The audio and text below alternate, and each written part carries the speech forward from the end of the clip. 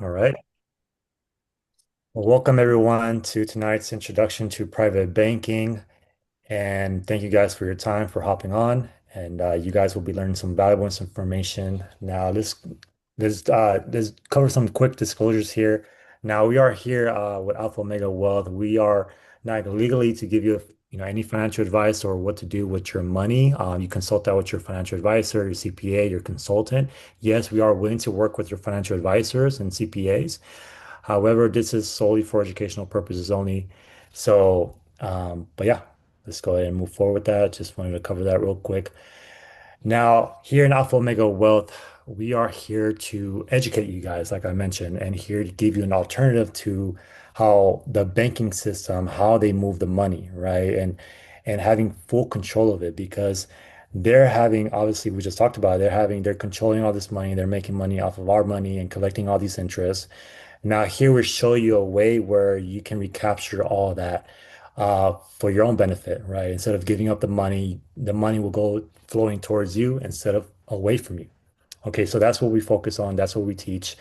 Now, as we move forward here, we're going to look at the American family. Okay, and there's so many individuals, especially in the U.S., that they have a whole misconception on money and relying on loans and credit and the banking institutions. Now, let's look at this family here. This family, let's say they're earning $51,000 in income a year, right? They're taking home $51 and they're overspending. Expenses, $71,000, which is insane, right? And how does this even make sense, right? The math ain't mathing. And they have credit card debt of totaling $368,000. And this is very typical. And this is very typical. Now, when you look at this, and you think about this, they're spending on vacations, they're spending on, credit card bills. Obviously, you see the credit card amounts there. Going out, subscriptions. What advice would you give to this family? If you're, you know, as a financial advisor, someone to give advice, what would you give? What advice would you give to this family? Is it bankruptcy? Is it filing? People don't want to file for bankruptcy. It just ruins everything. You have to pay fees. You have to go through this long, lengthy process. Even a small business owner, they don't even file for bankruptcy, right? Brick and mortar. They don't want to do that. It looks bad under as a reputation. It looks bad for them. What's the other option? Cut down expenses. Stop eating out. Stop, cut down on shopping for my ladies out there, right? Buying that, that Gucci bag, or for my men, buying those Jordans, right? Cutting down on expenses, is that an option? Or another option is, doing Uber, doing a side hustle, Lyft, or even working overtime at your current job, getting a night shift, or even getting a third job, especially in today's economy with inflation being what, 2.8% right now, the annual inflation rate. And all this, the interest rate, all this. So everything is expensive now, right? With inflation now. So if we look at this family now, this other family, would you let this family handle your personal economy? Now, what family is this? So this family situation has a an income of $5.1 trillion dollars. That's a lot of zeros. Their expenses is $7.1 trillion dollars. Looks familiar?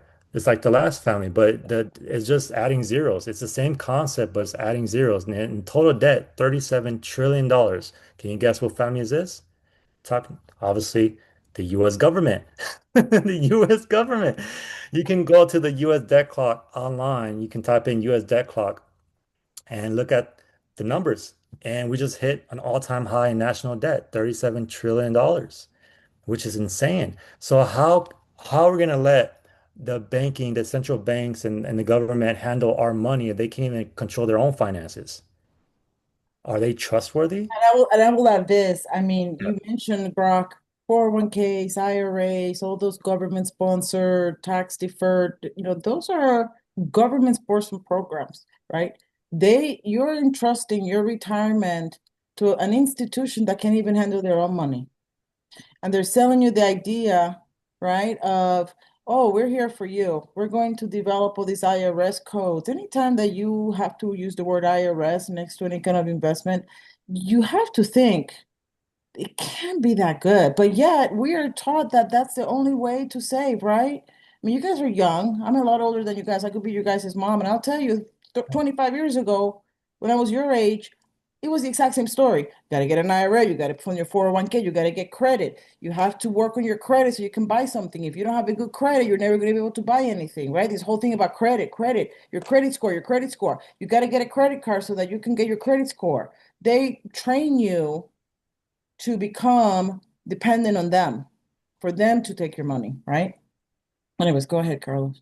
Yeah, absolutely. So we were programmed to operate this way, and it's a whole pattern. Now we look at the majority of people, they're relying on loans and credit and these banking institutions. Now we gotta observe them, but do the opposite, right? And what is now let's look at the annual pattern spending here, right? Of a family. Let's say they're earning $50,000 or $100,000 together, right? Every year. Now, you know that every cent of every dollar is going to go towards these expenses. Now, these are the typical expenses that we see, right, on a daily basis. Now, some of that money is going to go towards auto payments, whether it's a car note, insurance, 20 cents off of that dollar is going to go towards auto payments. Now, for housing, 30 cents off of that dollar is going to go towards housing repairs, remodels, insulation, any expenses that go towards housing is going to go 30% of that income is going to go towards that. Now, let's look at living expenses, you know, traveling, shopping, eating out, buying stuff. Your lifestyle, 40% of that isn't go towards lifestyle. Now, you're only saving 10% of that 100,000 that you're making annual, which is what, 10,000, $10,000 that you're saving. By And the way, what's the 20, and that's not even a true statement, right? Because what's the 2025, Carlos, savings rate in the United States as that's of May of 2025?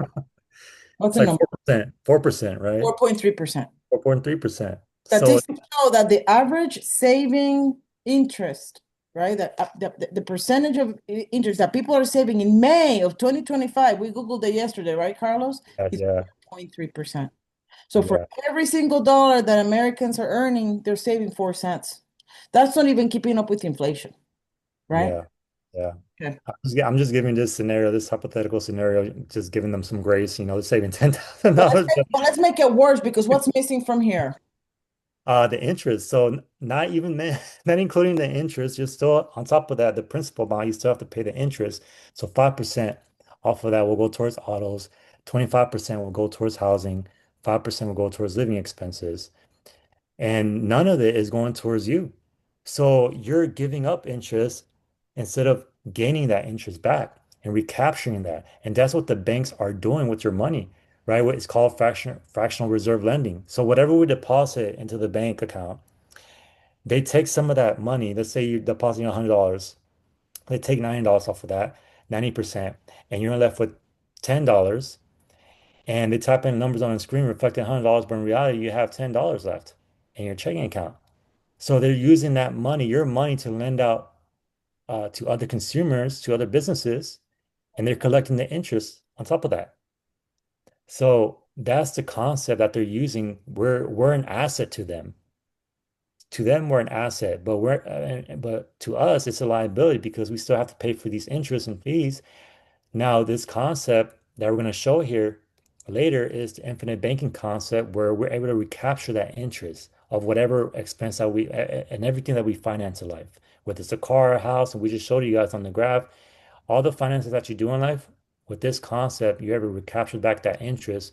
And Nelson Nash is the founder of this concept of infinite banking, and I highly recommend you guys check out this book, Becoming Your Own Banker, and because this will build the foundation and the education that you guys need to start a learning because this is a thinking process, it's a paradigm shift. When I came across this book a few months ago, that's why I've been so quiet these last few months. I wasn't on social media or anything like that. Because I use social media as my business, and Brock knows this. I've been so quiet because I've been studying this. I've been doing my research. I've been really studying this concept, and it changed my whole business model. And it's interesting because we met, Carlos, because you were going to talk to us about day trading, Yeah, right? we started down that road. And then once we started talking about this and you kind of realized what our teachings, and listen, I was honored to meet Mr. Nash. We were mentored by Mr. Nash back in 2000.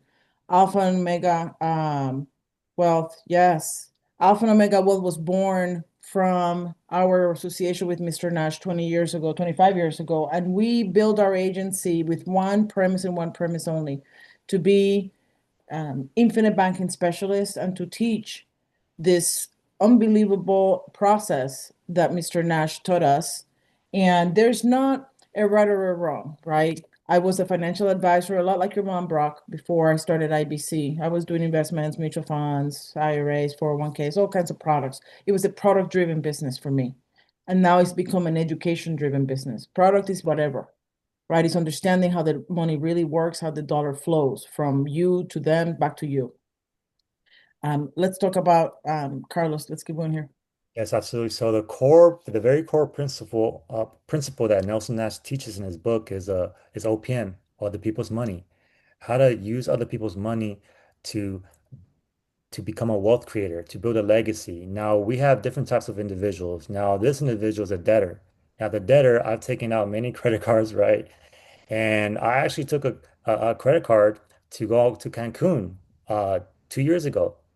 I was qualified for a credit card. I was like, yo, I'm gonna use this credit card to buy my flight ticket. And I used it. But guess what? I was going into debt. I was going to the negative. And I have to repay back the credit card and I go back to zero. Just like you guys see here. A lot of people take out credit cards, not with a limit amount, not knowing that you still have to make well, you're aware that you have to make the repayments, but you're putting yourself into more debt and you're a liability to the banks. You're an asset to the banks. Now you spend the credit card, you go to the negative, and then when you repay it, it go back to zero. So you're not gaining any interest or any value off of it. Now let's look at the saver. The saver is better than not being in debt. The saver saves some cash, right? Have cash in a vault or in their checking account or savings account. They have some cash saved up. It's in the positive.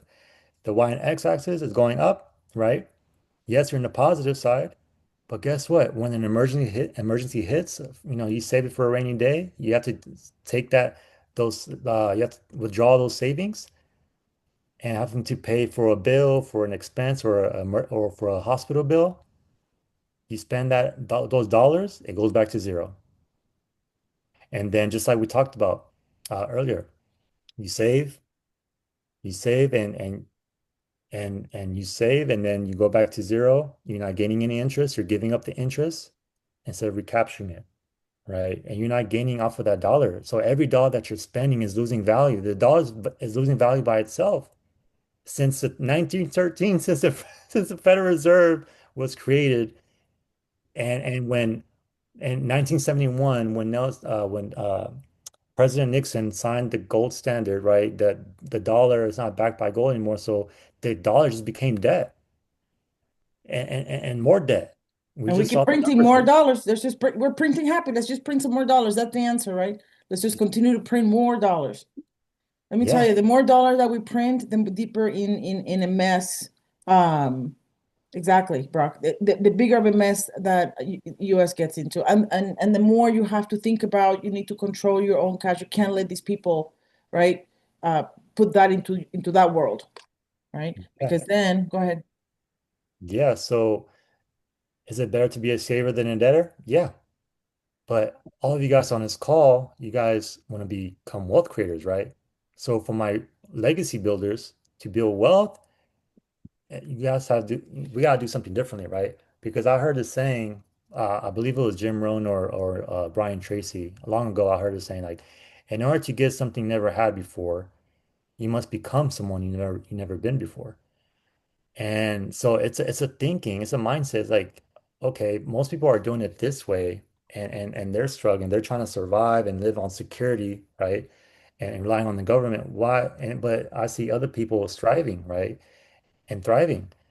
And what are they doing differently? So the more I study this, that they're just investing into appreciating assets, whether it's the stock market, the commodities, precious metals. I actually have 1 ounce of silver, so I'm holding that, right? Because it's a precious metal and it's going to gain value over time. Real estate, land, whole life insurance policies. And this is something that appreciates the dollar over time, and you have control of it. You have control of your assets, and you're able to diversify and do whatever it is that you want to do in life, whatever you love. But I want you to know, I want you to also understand, which is what he's going to talk about next, is that in order to achieve what he's talking about, you have to understand the difference between interrupted compounding and uninterrupted compounding. Yeah, Because the key to become a wealth creator is to never interrupt the compounding of your dollar. It's not about making more money. Listen, you can make all the money in the world, but if you spend it all, I've got clients that make $50,000 a month and spend 70. They're not any better than someone that makes 5,000 and spends six, right? It's the same equation. They're broke with nicer things. That's what I call it. But they're yeah, still broke and they own zero of the things that they're paying, right? So um he's going to go through an uninterrupted example, and I want you to think about, as we move forward, as we continue our conversation, always think about why uninterrupted compounding is the answer to wealth creation. Okay. absolutely. And I forgot to also mention here that, yes, you finance everything that you buy, but why pay cash for it? As a saver, you have extra cash saved up. Why pay cash for that vehicle? They say that's good to pay cash for it, but no, but if you pay cash for it, you're giving up the interest that you could have earned. You're losing purchasing power.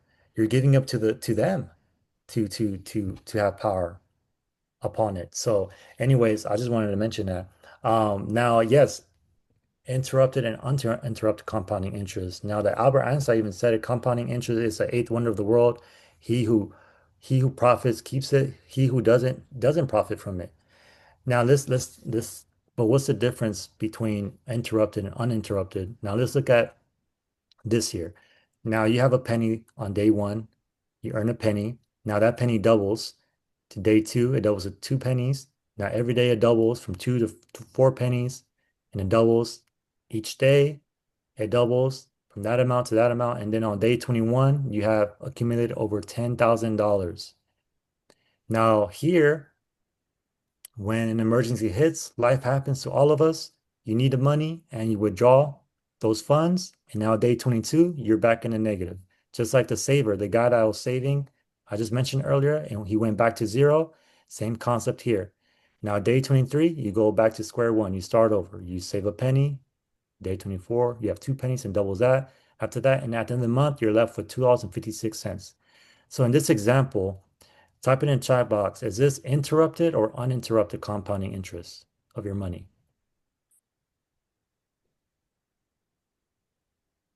And this should be very obvious, right? Interrupted.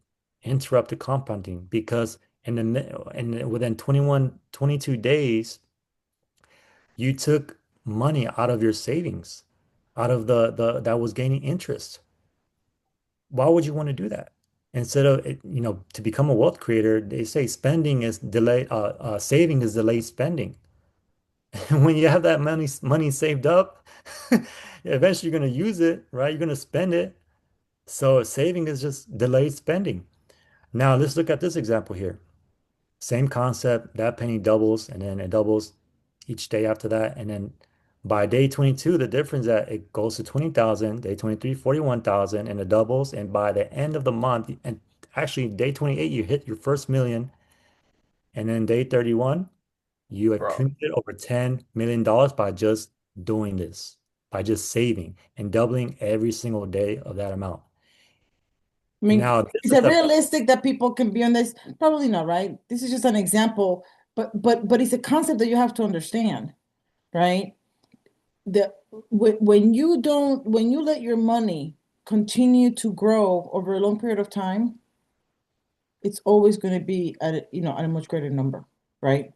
So when we talk about doing loans and becoming your own banker and borrowing from someone else, and going back to what Carlos had mentioned, is using other people's money. You don't want to use your money because you don't want to stop this from happening, right? So you create a system where you are able to have this happen and have the ability to use other people's money. And that's what we're going to teach today. That's Absolutely. And this is the core principle that Nelson Nash teaches is other people's money and using uninterrupted compounding interest of your money so that because this is a long term, this is for your kids' kids. And in Proverbs, it talks about a man leave an inheritance to his kids' kids, right? And wisdom, uh, good wisdom comes, with understanding of your finances, understanding where your current financial situation and your end goal. So what we're gonna do in between that process, what we're gonna do differently. Mhm. Okay, that's what we teach you here. Yeah, and along with that comes the idea of also understanding where do you store your money? Because one of the things that you always have to be aware of in this lovely economy of ours are your tax buckets, right? You want to learn the idea about other people's money, but you also have to understand that in any place that you are 100% in anything, now you got to diversify. And there's three different buckets. You have the taxable bucket, that's tax today. That's the tax deferred bucket, and then the tax free, right? And let's talk about what those mean. What's a taxable bucket? The normal things, your savings account, CDs, money market, dividend stocks, right? Capital gains. You pay taxes on the growth, right? That's money that you're paying the tax today.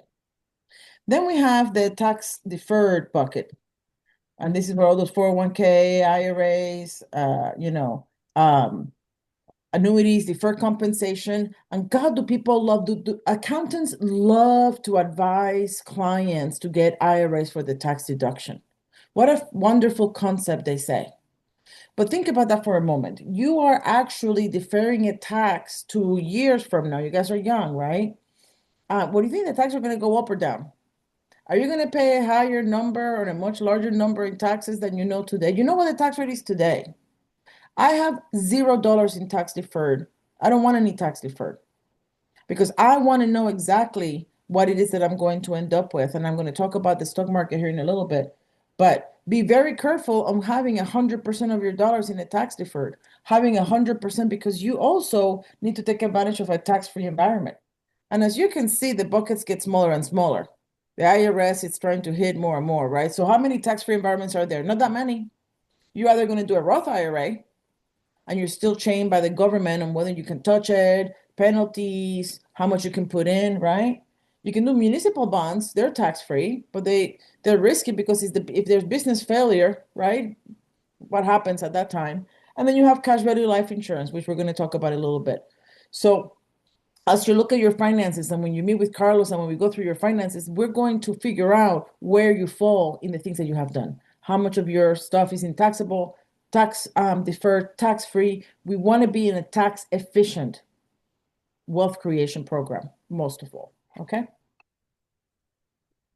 And now we're going to talk about banks. So I think we've already kind of talked a little bit about Carlos referenced on what it is. But I'm going to give you an example, and this is a Bank of America. This is a report for any of you guys that want to really look further into it. It's called Bauer Report. And the Bauer Report analyzes every single bank in America. It analyzes its assets, liabilities, profits, different internal margins that they have. So you can do this in any bank. We're going to pick Bank of America because it's, nationwide, but it could be any bank. And when we start looking at how it works, it's a very simple process. You have the saver, you have the banker, and you have the borrower. You guys are going to put in the money in. And in 2017, Bank of America, it doesn't matter the year, it's the same every year. They received $909 billion of deposits from us, right? The saver. Out of those deposits, they pay back in interest to the saver $3.1 billion. And they're pretty proud of themselves. Like, look at us, we pay back to our savers, right? But when you actually do the math and you think about what this means, they earned $49.9 billion in interest from those deposits. So what did they give us here? What's the number that we really are looking at? 0.34% versus 5.5 that they earn. That's a spread, you guys. You know what the spread is? It's 16 to 1. For every dollar that you deposited on that year in Bank of America, they made $16. That's wealth creation. I want to have a system where I put in $1 and I get $16. Because if you're able to model this, and this is exactly what Mr. Nash studied. He said, yes, you can take a picture of anything you want, Brock. He said right? Mr. Nash was like any other person, in debt, in an absolute horror. And when he started studying what banks do, he realized that banks are the number one buyer of whole life insurance contracts in the nation. They have billions of dollars invested in the tax-free bucket. Remember the tax-free bucket, that whole life contract? They own billions of dollars of that tax-free bucket position. And when you ask for a loan for your mortgage or for your car, they go to their life insurance, they take a loan and they loan it to you. They're using other people's money because they're paying the premiums with your dollars.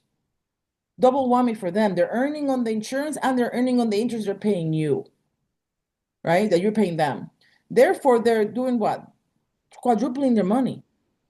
They're not interrupting their compounding of their money because they have a stash in that tax-free vehicle. So Mr. Nash realized if they're using those vehicles, we have access to whole life contracts. Why can I model a policy to mirror what they're doing?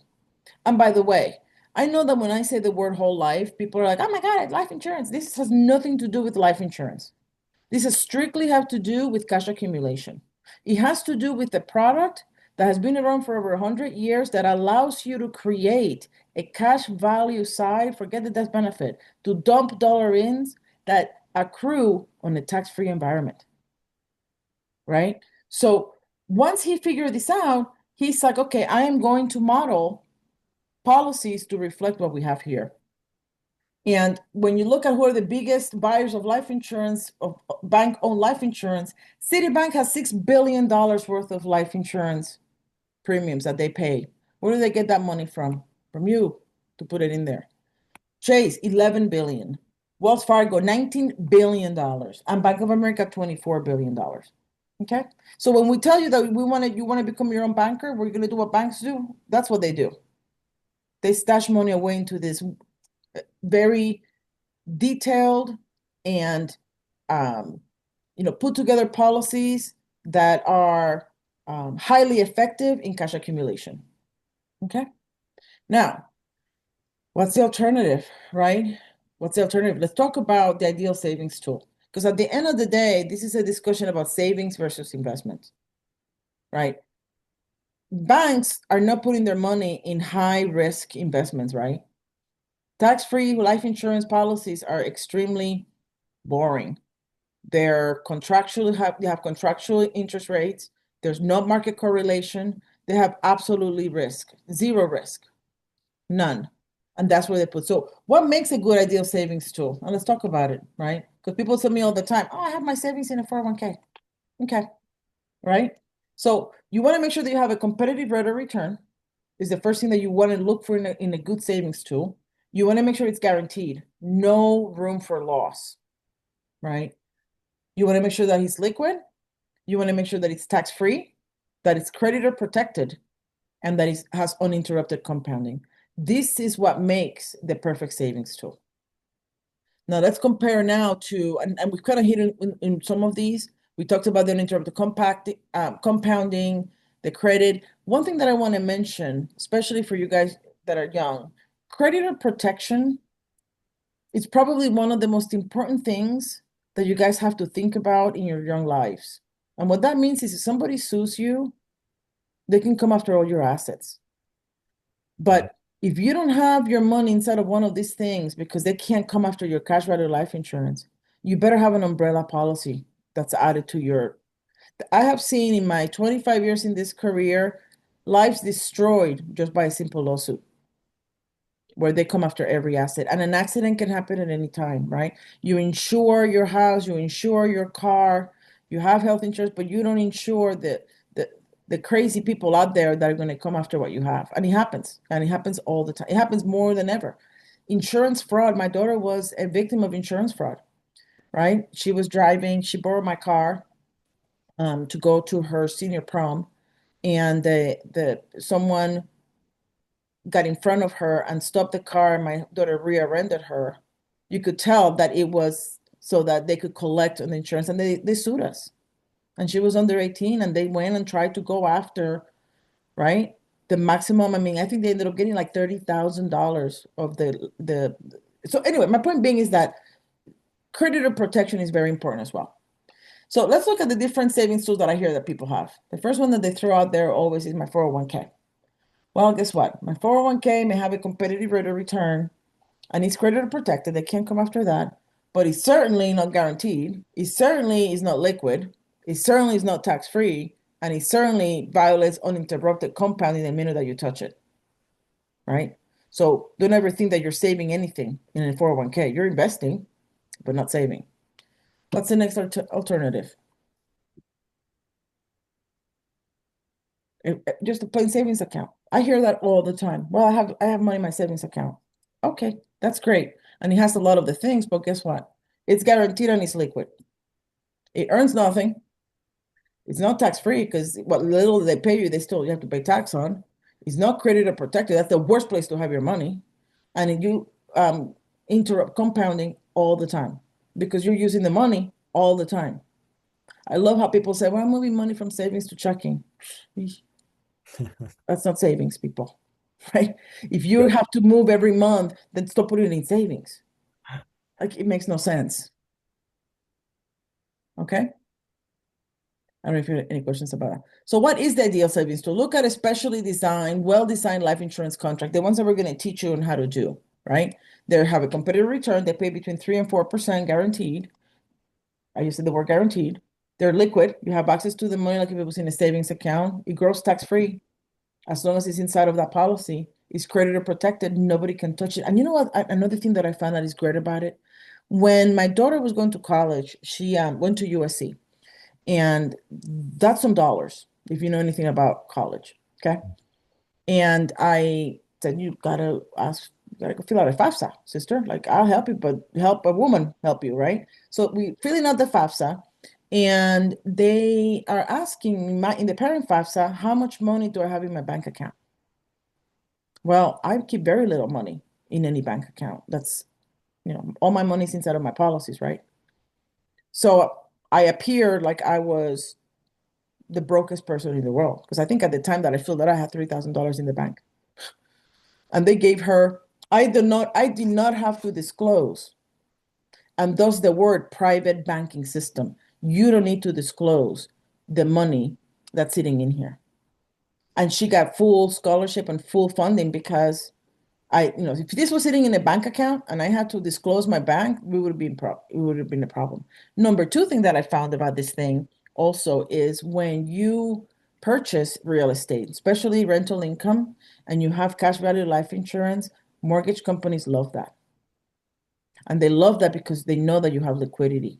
They know that you have access to down payments and access of money that you actually, right? You see what I'm saying? It's not draining your checking account. It's actually coming from what it's considered an asset. So let's go to the next one. So here's just one. And by the way, this is a 202 class, right? We're going to teach you in a 202 class, and we're going to send you. We have a master class coming up, and when we meet, hopefully one-on-one, we're going to actually show you some numbers on how these things are put together. But these are some of the other things that a whole life contract has, right? It's tax invisible, it's private. You have unlimited contributions. It's generational wealth. The death benefit is what keeps, right, to the next generation. You leave them that inheritance through that death benefit. In the meantime, you're using the internal values to live your life in wealth. It's a win-win. It's probate free, right? You leave an inheritance. You have a 401k and IRA and you die and you leave that to your heirs. I'm going to tell you something, my friends. I have been the trustee of people that have died in their trust so many times. And every time that I see an IRA, I want to kill myself because we're talking about cost basis when it was purchased. We're talking about to move an IRA in an inheritance from point A to point B, from you to your heirs, thousands Mhm. of dollars in lawyer fees, thousands of paperwork, thousands of, oh my God, it's like the work when you can just get a death benefit tax free and just move your life along, right? Anyways, we're going to talk more about whole life in the next meeting or in our one-on-ones when we actually teach you. But what I want to focus is in what most people say to me all the time. I invest in the stock market. I am a day trader. My money, I am going to build my wealth because I know how to time the market. If I tell you every dime that I have for everyone that has said to me, "Oh my God, I have, my stock portfolio is boo. It went up, boo. Its percentage of return, boo." Okay, great. That's amazing. And by the way, it's not an and or an or. I'm in the stock market, but I'm not in the stock market with my money, right? I took a loan out of my banking system and I am investing. It's like playing roulette. I live in Las Vegas, right? To me, the stock market is like putting $100 on 19. I got 35 chances of hitting 19 red, which by the way, I did the other day for all those non-believers. And I had $100 on it and I walked away with $3,500. Boom, in like 2 seconds. Happiest when that happens, I'm like, and I always play 19 red and it's always $100. And I've lived here for 25 years and I've hit it 3 times. So I'm out like $25,000, right? For the amount of what I played to what I have gained. But that's another story. Anyways, let's talk about the reality of what's happening with the stock market because I think a lot of times we get really confused when they're showing us what our rate of returns are. And this is a class on average versus actual, right? And this is something, Brock, that I want you to really pay attention when you're talking to your clients about because, and I'm going to prove it to you with dollars. If I said to you, how many of you would like a 25% rate of return on your investment? Every single person would be like, sign me up, including myself. I want that. Okay, let's talk about what that means. So let's first talk about percentages, right? The average rate of return of this fund. So in year one, I made 100% in growth. In year two, I lost 50%. In year three, I made another 100. In year four, I lost another 50. But on an average over a 4-year period, I earned 25%, right? How would you like to invest on this thing? Love it.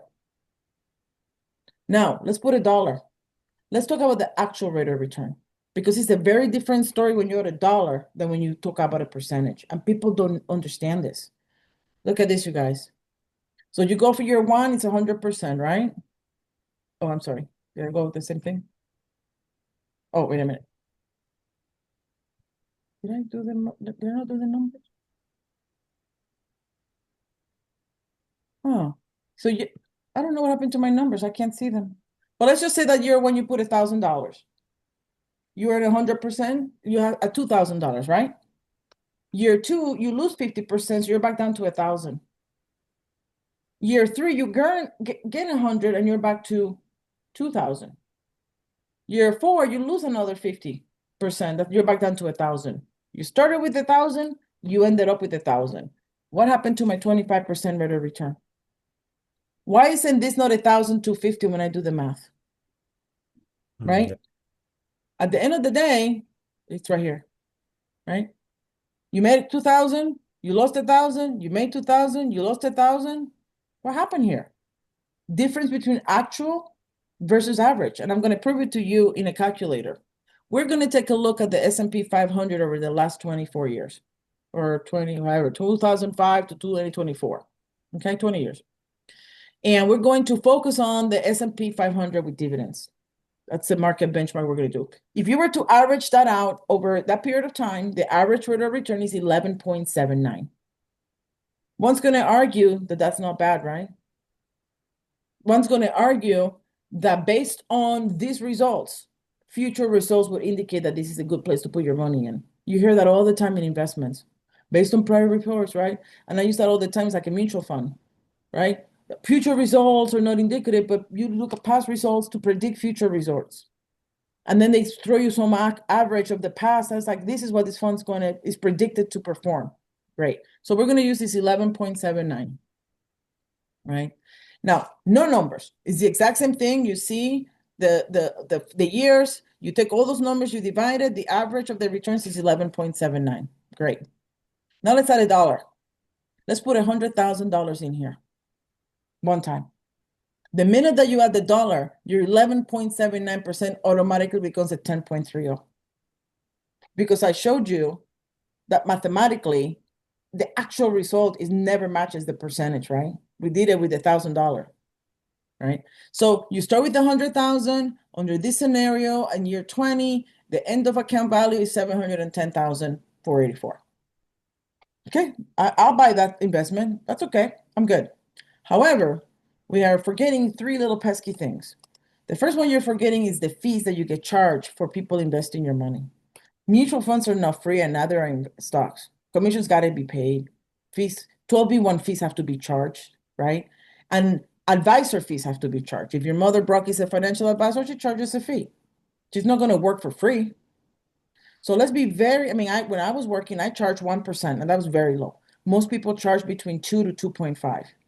Now, I put a 1.5 fee to be conservative, but it's more like 2 to 2.5 that these investment advisors are out there charging, right?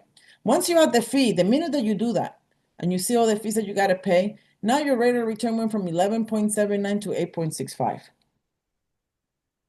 So your $100,000 in 20 years is really 525. Okay. I got to pay the people that help me manage the money. So I'm still looking pretty good, right? I'm okay. However, you also have to remember to add a couple more things. Inflation and taxes that you have to pay. So we added a 22% tax bracket, I pick whatever number, and then a 4% inflation. Because 20-year dollars later is not the same purchasing power as today, right? You take a dollar 20 years from now. Listen, when I graduated college and I'm gonna date myself, 1985. Okay, that's how old I was.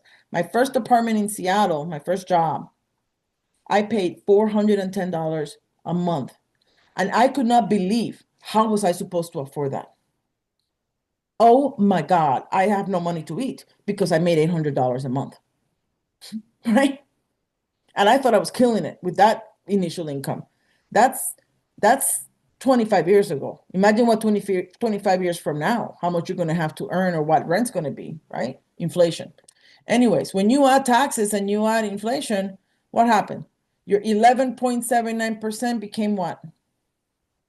1.64, right? You have $100,000. You invest with the promise of getting 500, 600, 700. You go to retire, all of this come into play, and then you realize that your 100,000 grew to 138,343. What happened to my 11.79% that I was expecting, right? This is the reality of having the money sitting over a long period of time doing with risk involved, right? And by the way, this is a one-time deposit. Let's assume that instead of putting the 100 one time, you actually put the 100 over a 20-year period, 5,000 at a time, which is what most people do, right? Not a lot of people have 100 grand to plop in. So they go in and they put 5,000 out of their income every single year, and they're like so happy and they're so full, and excited. And they say, but look, I got a better rate of return, 3.48%. But isn't it interesting how there's less money, 107,786? So a net of so you have a higher rate of return theoretically, but a less money accumulated than if you just dumped it in. Right? This much is yeah. Here's your future, my friend. You're gonna do a little bit better market return, but look, less money than this one here. Here you had a lower rate of return, but higher money. You average out over a long period of time, it's even worse, right?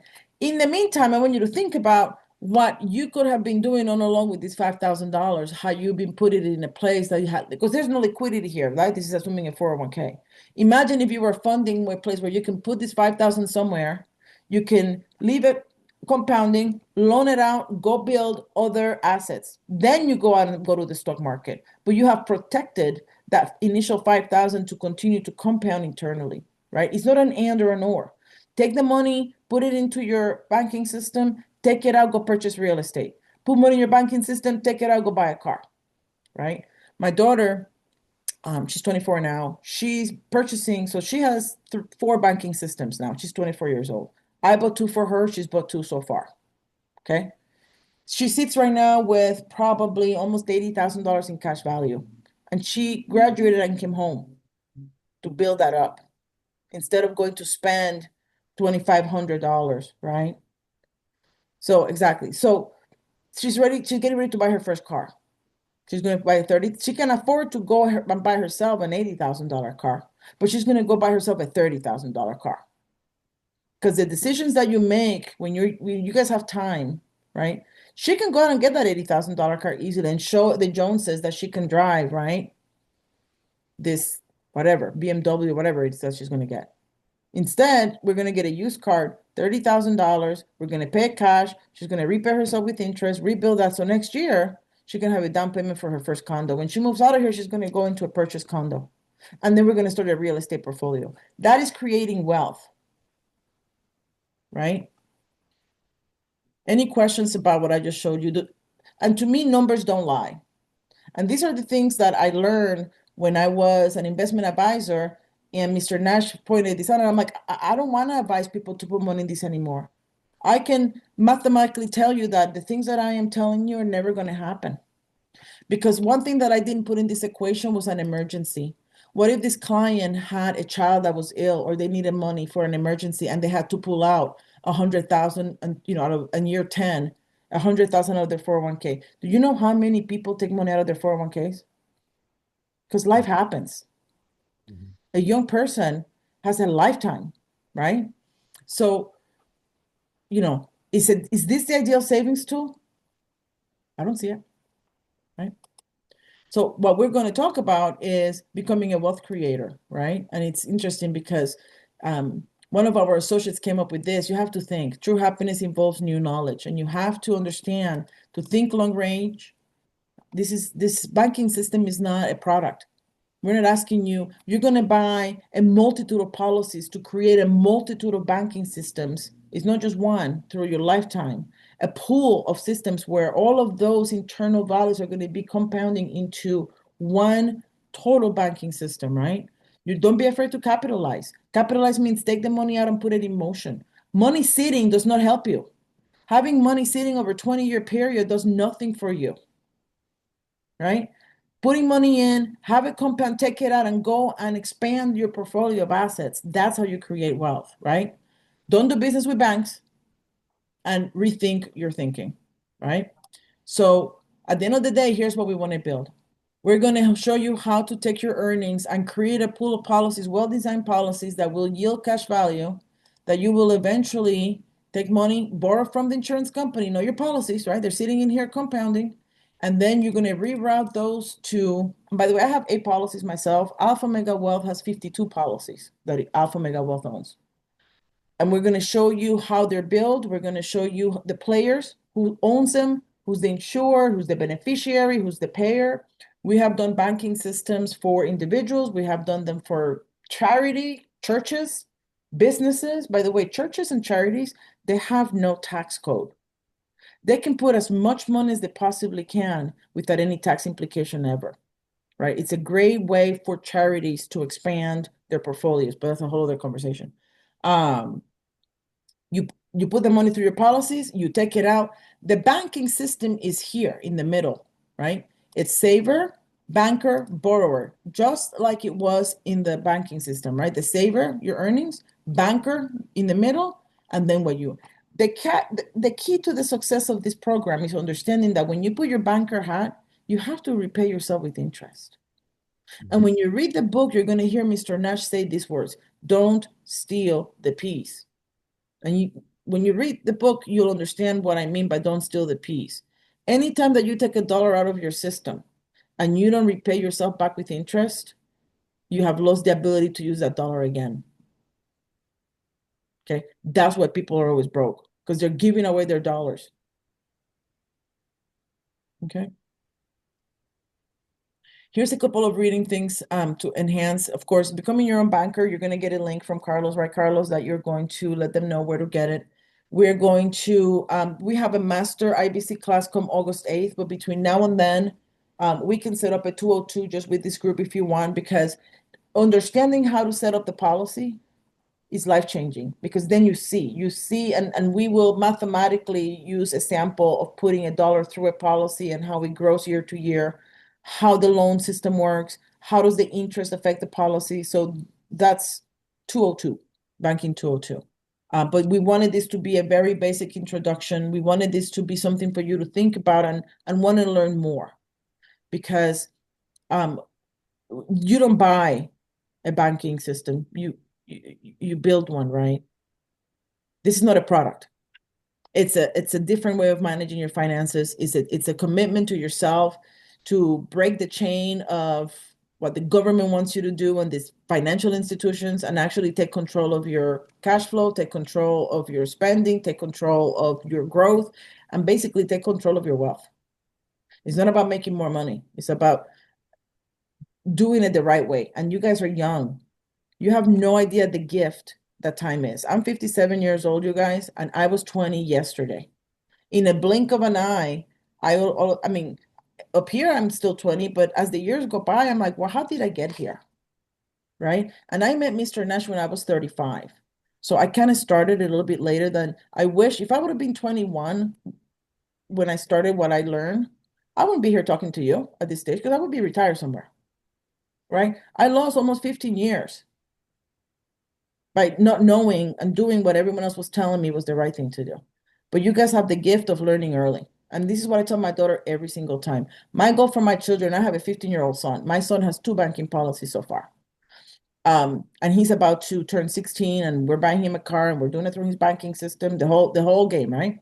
I pay his college education or his high school, private school through his banking system, through loans, right? I take out a loan, I go pay the school for the year, and then I pay myself back with interest a school payment. And we're going to talk about how that works. But his school is paid for the whole year. And every time I walk into this to the school and I give her my $15,000 for the year, the woman's like, you're like the only person. I'm like, I know. I know most people are going to pay you that's monthly, $1,500 a month, right? And struggle every month because they got to come up with that. But that's not how we roll, right? And I explained to them that I can, and so I'm doing a seminar at the school in how to properly fund their school payment, but that's another story. Questions. I know that I feel like we're going just at the right about at the top of the hour. Questions. I know that's a lot. I hope that we inspired you to think. Yes, Brock. I mean, if I get to answer all, or if I get to ask all my questions, we'll probably be here for another hour. But um, I'll just ask this one: what's next? Because Okay. it's not even the fact that you sold me on it, right? Because I believe that you don't sell anybody anything; you give them the opportunity, and people love to buy things. Therefore, you give them and show them what to do, right? That again, men, my women line numbers don't. But it's funny, and for Tim and Isaac, if you can hear this, being that my mom is a financial advisor, I think he's cutting right? out. This is not paid advertisement. Dude, I've known Carlos for, a little over a year. Oh, you're cutting That off, Brock. We're that only getting my Cutting out. can you hear me? We good? Uh, yeah, you're I'm good. cutting out. a little Oh, now bit. you guys are Oh, cutting out. you're good now. I'm good now. Yeah, you're good. You're good. Well, when you present something really good and you start asking questions, the devil always tries to get you, but no weapon formed against us shall prosper. So what I'm saying is, I have money in an IRA and 401ks and I have all the stuff that you just talked about, right? And I Yes, we haven't put do. money in them for 3 years Thank God. because even though I didn't even understand what was going on now, or well, back then, that I even told my mom, right? Someone who works at Bank of America who charges 2.3%, right, for doing things that they still don't even like that she knows, but she doesn't know, right? And I'm looking to build generational wealth, right? Maybe I take this as like a kind of two-on-one exclusive training, but I mean, might as well, right? I am a crypto investor, right? Bitcoin's one of the highest appreciating assets in the last decade. Yeah. It's going to not only surpass inflation rates, but help me grow, right? And as they print more dollars, I don't know what your knowledge is on crypto. As they print more dollars, the Mhm. value of gold goes up, value of land goes up, value of crypto goes up. Cool. Put your money in all those three things to get the return. Bear market comes down, boom, invest it, Mhm. right? Invest it, but put it in ways where not only is it protected, and that was one of my favorite things that I loved about it was the protection Mhm. aspect of it. Because that is one thing that I never knew about. I knew it was a thing, I just didn't know how Mhm. and or where to put my money, right? Because Yeah, and when you start uh, really understanding that it's not an and or an or, right? We want you to go out and get those appreciating assets. We want you to build a portfolio of cash flowing assets. That's true wealth. And people ask me all the time, how do what's wealth to me? Wealth to me is not making $1 million a year. Wealth to me is having cash flowing assets give me income so I don't have to work. Exactly. right? Give you freedom. Yeah, that's to me is wealth. Is making my income that I want to make. And by the way, I hear it all the time. People say, I want to retire at 60% of my income. Why would you want to go less than what you earn now? Like, I want to retire at 110% of what I make now. Like, I want to live it up. I'm not going to go down on my retirement years. And you see all these people having to downsize their life because now they have 50% less money when they work. What kind of planning was that? Right? But you hit it on the nail, right? You want to have those assets, but you need the protection. Right. I just need to, and I would love to, I don't know how this works now. Like I genuinely want to learn more about this, right? Good, As good. someone who gets invitations to calls and meetings and things, I was like, oh, like no offense, Carlos. I was like, oh, here we go, another meeting, right? But I am gonna go out. I'm gonna go show my boys some love. I'm gonna go support. But it's funny because, especially in these last couple of weeks, I've been learning a lot about what's going on. There's a lot of things that we can obviously talk about, later, one-on-one or two-on-one or whatever. The connections and what I can do. I don't know if there's like a compensation plan in place. I don't really care about that, but what I do care about is giving an impact, and I put it in the comments earlier, an impact over income, but letting everybody get an income so then they can all make an impact to get together, Exactly. right? Exactly. Freedom to me, and I would argue is probably for you as well, is time, Yeah. things that I must experience, right? And as someone who's 24, I don't want to have to work by 30. And if I do the right things, knowing what I know, it's realistic, Let me right? put it this way. You're still going to working your money to work, right? You're still going Exactly. to, your work's going to be managing your money to get you more money, right? That's going to be your work. No working for some corporation that's going to suck your time and your energy and your gifts and make a profit on you, right? Exactly. Because that's what having a job is having to go to work and make someone else money, right? How do you break that chain? And the only way to break that is create systems that give you cash flow to get better, bigger things. Carlos, you can set up a one-on-one with Brock. I think that Brock, you would probably benefit from actually seeing a policy design. We're going to have a master class in August at some point, but from this point, you can schedule your one-on-one with Carlos. I am doing all of his appointments, so it will be with me and him because he just started with us a few months ago. He's in the training program. He himself is learning, but he has been a blessing to our firm, and we're excited to share this to all of his, people that he knows, but most importantly, make him an expert in this area so he can continue to share this blessing. Because we have spent 25 years, my partner and I, strictly educating. And by the way, we have clients all over the country, right? Our firm is all over the country. We have advisors in pretty much every state. So we're excited to continue the discussion, Brock. Get on my calendar, Carlos. You have my calendar. Um, Joe is out of town. My partner's out of town next week, so I am pretty flexible next week early if you want to get in there. You have access to my calendar. Yeah. And then we go from there. And all your questions, Brock, will be answered on that day because we will bring up the actual system of how to put this thing together. I have one more question Yes, for go you. ahead. Um, as a former financial advisor, my mom's really smart, but she's also stubborn. Hmm. Because she knows things, right? Oh, she knows how to do this, she knows that. Cool. And it's not the fact that she doesn't trust her, 24-year-old son to be like, oh yeah, do this and this. No, I mean, I get it. She's been doing it for, 30 years or something. Like I understand it. Any tip, trick, or idea? Because I want to bring her to this to show her this. And hearing your story and seeing what this has done for you, I really think this is a benefit because, Yeah. again, I was telling Carlos earlier, um, my grandma had the opportunity to invest in the McDonald's in 1960. Oh my Like, God. and so, not to keep you guys here for a lot longer, there's been eight more opportunities that none of them have taken advantage of. So it's not even breaking the chain. It's like, yo, we have the opportunity, and I see this as an opportunity. If there might be a tip, trick, or hint or something to say to her, Well, let me um, say, and you were mentioning that your mom is works for Bank of America. She's an investment advisor in Bank of America. yeah, yeah, she's a Right. So people from the she sells bank people that bank with Bank of America financial services. Correct. She's with Merrill Lynch, which is like a kind of like Yeah, a sub yeah, level. I'm sure you're probably pretty familiar. yeah. And Yeah, listen, one of the things that I will tell you, um, get this book and share the book with her. Have her read this book, and it comes in Audible. And Carlos will send out in an email the link on how to obtain the book. It's on Audible. I promise you that if you can convince her to read this book, she's going to want to learn more. Because the book, if you think that this presentation was powerful, well, until you read this book, right? This book is our Bible. And I don't want to say that, not in that sense, but you know what I'm saying. yeah, We use his teachings. We don't change one thing. We don't try to make this to be something that is not. And some other advisors do. They take the purity of a concept and they try to monetize it, right? There's people out there trying to do these policies with IULs, Index Universal Lives. They don't work. You Yeah. can't not create a banking system that is not guaranteed.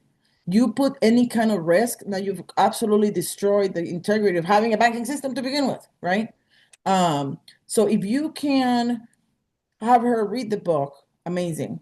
If you want to just schedule a time to just have a conversation with me and Carlos, if you can, that's great. But it is difficult because I was her in 1999. I was an investment advisor selling those products. And when I was invited to be with Mr. Nash, I was incredulous. I was like a born again Christian and banking person, right? Like I don't need, I know everything there is to know. I've been doing this for 10 years. I'm one of the top advisors at Prudential Financial. I was selling 401ks and IRAs like water. I was making hundreds of thousands of dollars. I don't need this, right? And then I go through this, I read the book. And then this light bulb goes on. It's like, oh, wait a minute. I don't think that I'm giving the right advice. Nothing that I am selling these people is really going to ever get them to where they need to be, right? So that's all that I can tell you. Tell her that you met someone like her who learned something different. And by the way, I walked away from my practice and my partner and I started Alpha Mega Wealth from scratch, just him and I in a cubicle in 2000, right? He left Mass Mutual and I left Prudential Financial. And we're both in this journey, and we have now over 45 associates all over the country, thousands of clients that we have blessed with this teaching. Um, and we're one of the top leading IBC agencies in the country, right? So it's life-changing, but she has to be open to just having a conversation. That's all. All you're asking is for her to think and just have a conversation. yeah. And it She's may pretty. change her course, right? It's it's not quite her course. It's the fact that I'm sitting there talking to her the other day, and she's like, "I'm gonna retire in 9 years." I'm like, "No, I'm gonna retire you in 2 years. Like, what are you talking about?" And she's like, "Oh, well, we'll see." And I'm like, "You gotta." 9 years.